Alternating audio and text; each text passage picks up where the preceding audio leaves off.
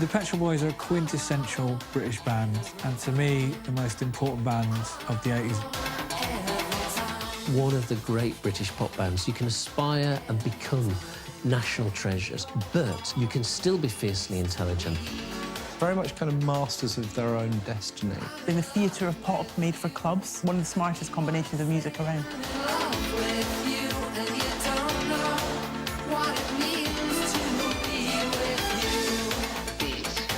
Neil Tennant and Chris Lowe met in a record store in West London. Although they came from different backgrounds, they bonded over a love of electronic music. Neil Tennant, of course, came from the North East, and he had a journalistic background. And at the time, he was an assistant editor on the pop magazine Smash Hits. And he's perhaps the only serious journalist to make that leap from writing about pop star to being the pop star that people wrote about. Chris Lowe, he was DJing, he had an interest in electronic music, was just beginning to get going with his career. And they got chatting over, you know, maybe a bit of electronics equipment. So it goes. I don't know if it's true. It's a good story. They were obviously bonded over a love of dance music and the high-energy kind of dance music that was going on in the clubs. But they also brought different things to the group. Neil was really into Dusty Springfield and kind of classic female vocalists. He was really into Billie Holiday as well, so that gives his kind of soulful perspective. He's also really kind of quite geeky, into books, like reading. Critical influence on the Pet Shop Boys is New Order, which kind of comes into play later when they collaborate with Bernard Sumner for electronic, but also things like high energy, disco, those kind of like late 70s dance styles.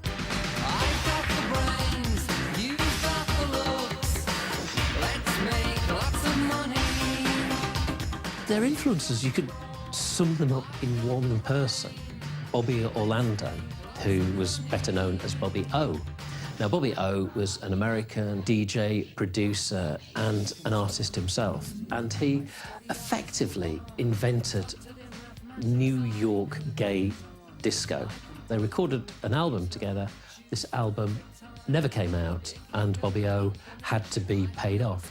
Even today, you can hear Bobby O's sound in the Pet Shop Boys. Despite ditching the Bobby O recordings, the duo signed to Parlophone and began reworking the songs with producer Stephen Hague. The updated version of West End Girls was released in October 1985, and 3 months later was a worldwide #1.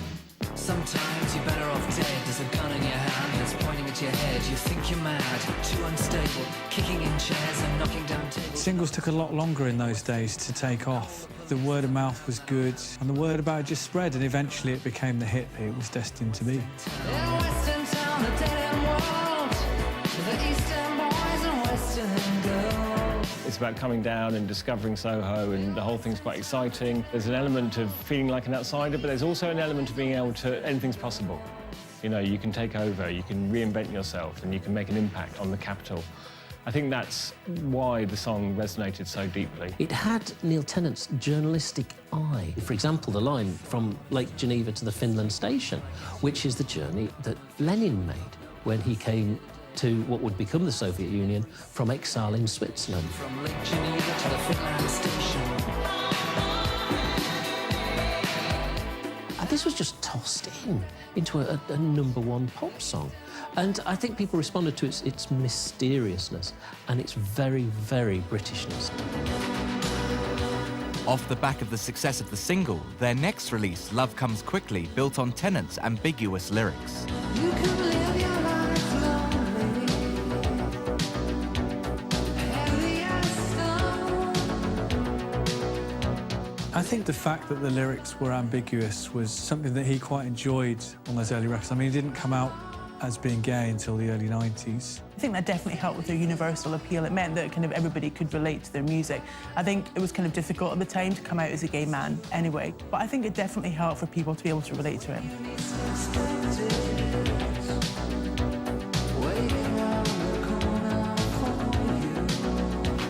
They weren't just ambiguous sexually, it was more than that. They were ambiguous as a pop group, and before then, pop had been very straightforward. This was the time of Wham! And Duran Duran, and that was all big 80s pop star pop. when it was all about this fantasy lifestyle and having fun and everything was bright and glittery and MTV was around. And it wasn't very realistic. It didn't have much to do with the way people lived their lives. And then the Pet Shop Boys came along and everything was understated. But it was very much pop. Continuing to work with Stephen Hague, their debut album, Please, was released in 1986. It entered the top 10 around the world.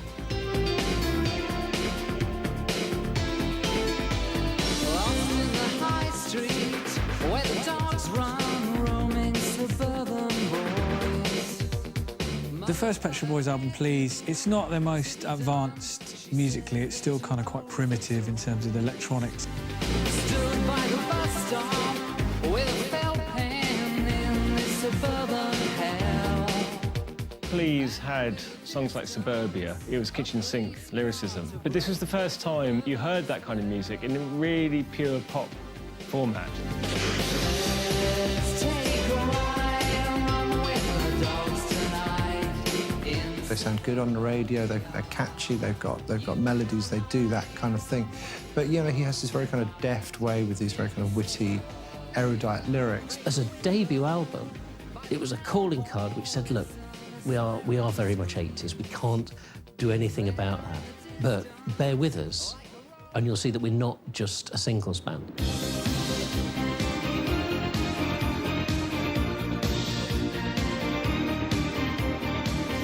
A year later, the band released the lead single, It's a Sin, from their second studio album. The single would be their second #1. When I look back upon my life, it's always with a sense of shame. I've always been the one to blame. It's a Sin was written in 15 minutes by Neil Tennant. The whole thing came pouring out in a fit of anger, apparently. And if you listen to the lyrics, it's all about being blamed. When or where or who has one thing in common too. Although I'm sure everyone who met him at the time knew he was gay, he hadn't come out. So it was all this ball of tension unleashed in this great symphony of a song. The video was directed by Derek Jarman, which is interesting. He's really kind of experimental filmmaker. And it really kind of ties in with the themes of the song. Everywhere I'm going to, it's a sin. It's great that they were using Jarman, I think, at this point in the 80s where the pop video with these kind of big adventures. You look at Duran Duran videos from a sort of roughly comparable period and it's all, here we are, you know, in some yachts in St. Lucia or whatever. And here's the Pet Shop Boys commissioning one of the country's kind of great, I guess, avant-garde filmmakers at that time to make a mainstream pop video. One thing in common too.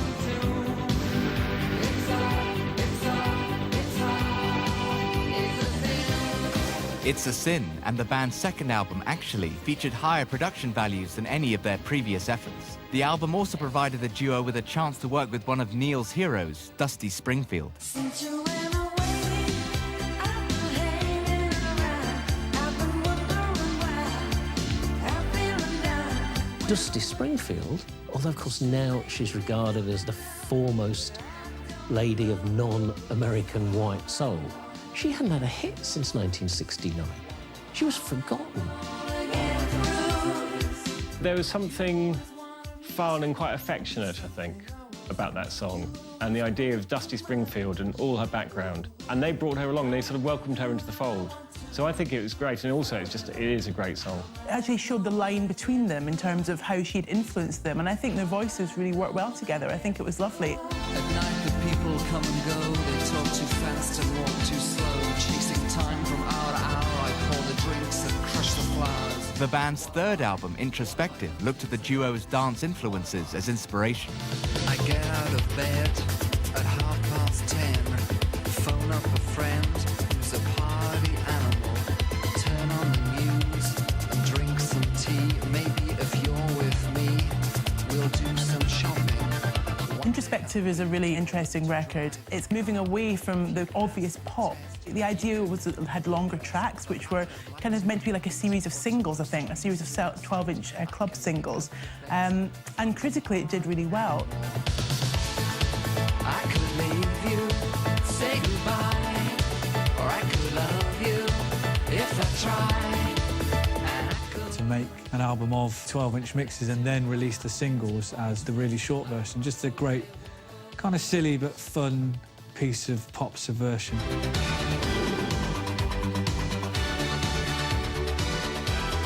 The most standard pop release on the album was a cover of Always on My Mind, a song made popular by Elvis Presley. Maybe I didn't treat you quite as good as I should. Always on My Mind was a cover that they were encouraged very strongly to do after they performed it on an Elvis tribute programme. This song had a certain amount of pathos without being mawkish.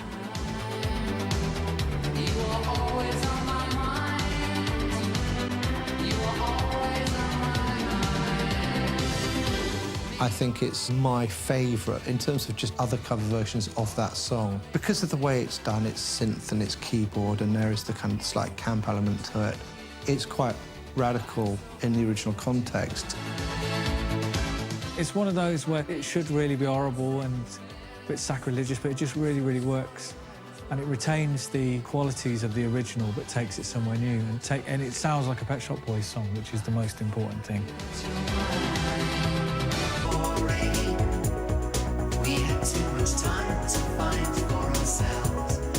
The Pet Shop Boys ventured into new territory with their fourth studio album, Behaviour, opening themselves up to the use of live instrumentation and bringing in Johnny Marr, formerly of The Smiths, as a guest guitarist.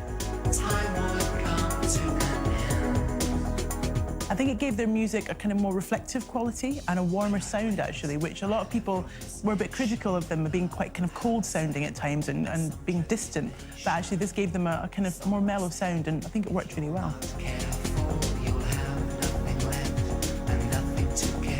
Put in guitars from arguably the most famous guitarist in the country at that time. Again, we're saying we're a synth band, we're a pop band, but look, we're not. Hey, we can have guitars. That's how good our songs are, that we can let loose Johnny Marr on a Pet Shop Boys song without changing the essential Pet Shop Boys-ness of that song. I've been getting away with it all my life. This is sort of part of a thing that's going on with the Pet Shop Boys and what becomes electronic, I guess, with Bernard Sumner as well, because the grouping on Getting Away With It is Tennant, Lowe, Sumner and Marr.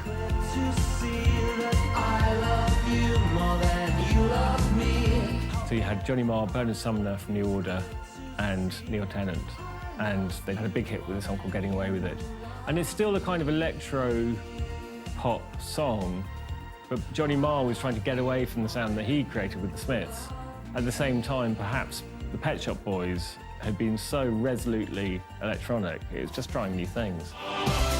Neil and Chris had huge success with their involvement in electronic, but returned to the Pet Shop Boys for their fifth album, Very, which became their biggest seller. Featuring a return to dance-oriented material, Very is regarded as their coming-out album due to its lyrical content. We will go our way. We will lead someday. Your hand in my hand. We will make our plans. Very marks the end of what Neil Tennant called Pet Shop Boys' imperial period. This was the stretch where they could do no wrong, where they were, in a sense, kings of the world.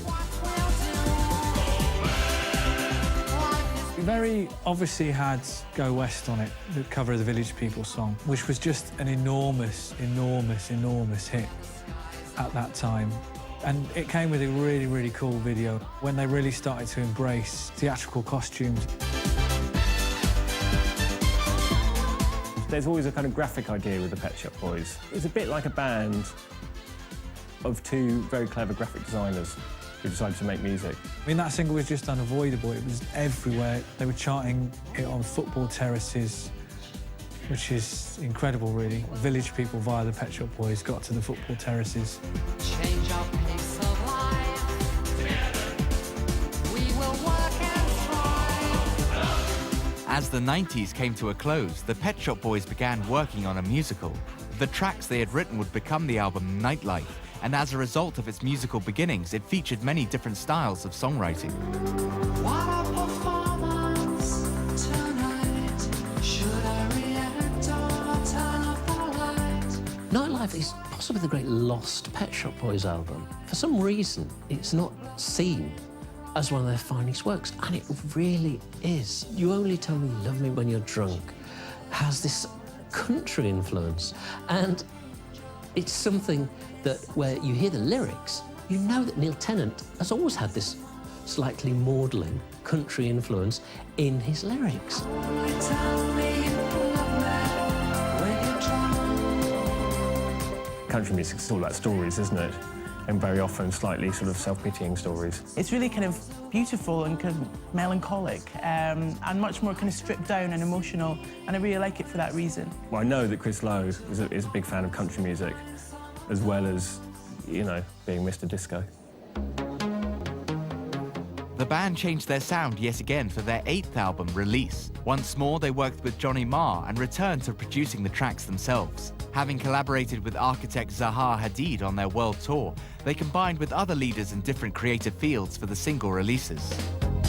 So my baby's on the road, doing business, selling loads, charming everyone with a sweeter smile. Oh, tonight. If you look at the Tillman Brothers video for Home and Dry, then it's one of the most remarkable videos for an international pop act that you will ever see.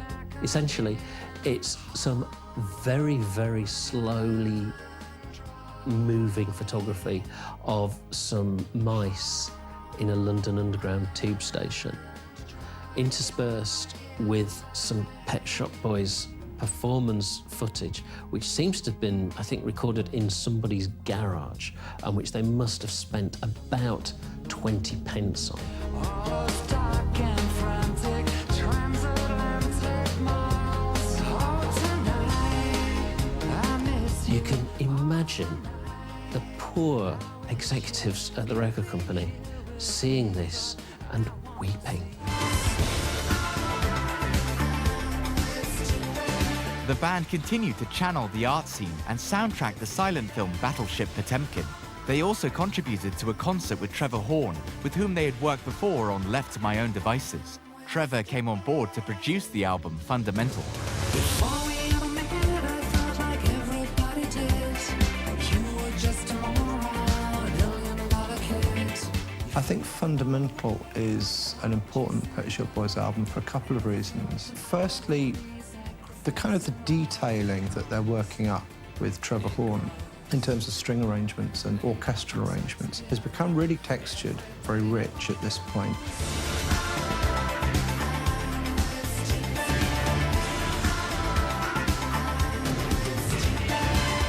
They've always been secretly political. Now, when they did I'm With Stupid on this album, which of course was about George Bush, it was satire, but it showed that Pet Shop Boys are better and more effective with their politics slightly less upfront. It makes the politics that they deliver much, much more interesting. With the success of Fundamental, the band collaborated with another pop producer, Brian Higgins, for the album Yes.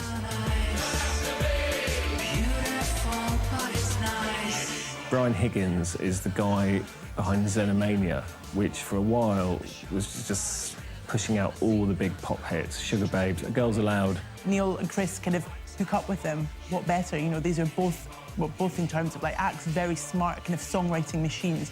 And I think the combination of those two was just brilliant, really.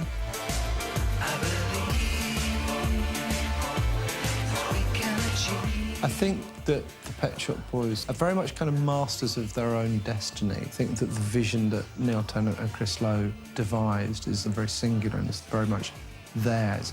But I think that they're also very willing to, you know, engage in the services of other people. It's in the music. In 2013, the band released Electric, which after the mellow Elysium saw them return to their dance roots. 30 years into their career, the Pet Shop Boys remain top of the charts.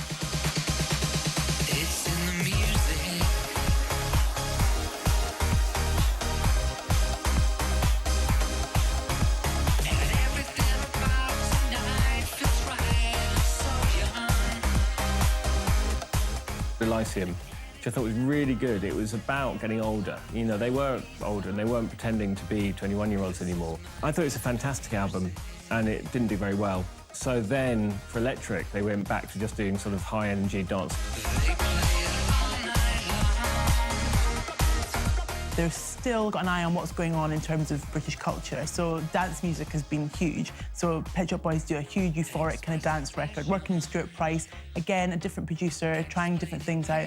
Electric works really well because Stuart Price, he's not the trendy choice anymore.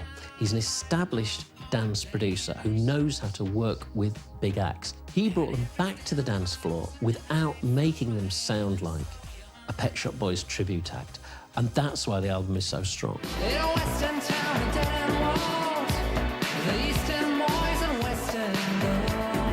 There is a tendency when looking back on the icons of British music that you invariably cut to pictures of boys in the 60s in suits playing jangly Rickenbackers, and then you cut to Led Zeppelin, and then you cut to Johnny Rotten. And I think that, to me, they're a quintessential British band, as much as the Smiths. Pet Shop Boys' legacy is that you can be one of the great British pop bands. You can aspire and become national treasures, but you can still be fiercely intelligent. You can still have a long-term career where you sell records but don't sell out.